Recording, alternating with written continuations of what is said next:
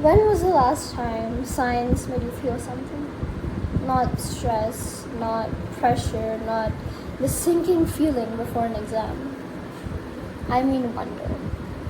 When was the last time you looked at the universe and felt small in the best possible way? Somewhere along the way, science became a checklist, a grade, a rank, a stream, a career path, a competition. We started treating curiosity like a luxury and wonder like a distraction. Science didn't become soulless. We just stopped talking about its soul. I almost forgot that too, because when you spend enough time surrounded by scores and expectations, it's easy to believe that science is just equations. But recently, at 4 in the morning, I saw Saturn. And for a moment, I wasn't thinking about college applications or exams or whether I knew enough. I was just a person who carried her telescope out excitedly, tested out a new eyepiece, and was looking at her favorite planet. A few months ago, when Artemis 2 launched, I stayed up until 4 in the morning to watch. And what surprised me wasn't the rocket, because, that's obviously, it was everyone else. Artists were drawing it, animating it, people were talking about it, kids were inspired watching it, and for a brief moment it felt like humanity collectively looked up at the sky.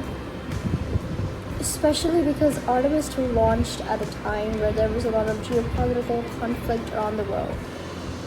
So when we all collectively looked up at the sky, it was not because we had to, but because we wanted to.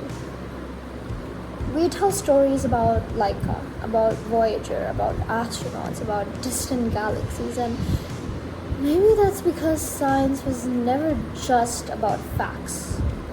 It was always about people, about our need to understand where we came from and where we're going.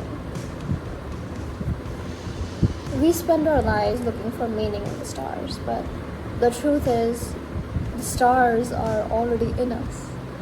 The carbon in our bodies, the iron in our blood, the oxygen in our lungs, all forged in ancient stars. We are no strangers to the cosmos because we are its family. We are part of it. Maybe that's why science matters. Not because it gives us all the answers, but because it reminds us to ask questions. It reminds us that we're all connected to each other, to our ancestors, to the future, to the cosmos itself. The universe is vast, ancient, beautiful, and somehow against impossible odds, we're here, looking back at it, trying to understand it, wondering, hoping, dreaming, and maybe science was never about memorizing facts. Maybe science is one of the ways the universe learns about itself.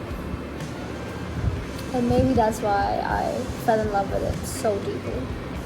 This is something to think about in the middle of competitive exams and soulless tech companies representing science in a bad way.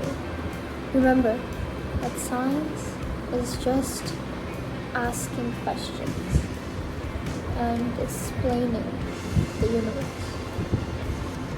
And of course, as always, happy stargazing and clear skies, and of course, keep asking questions.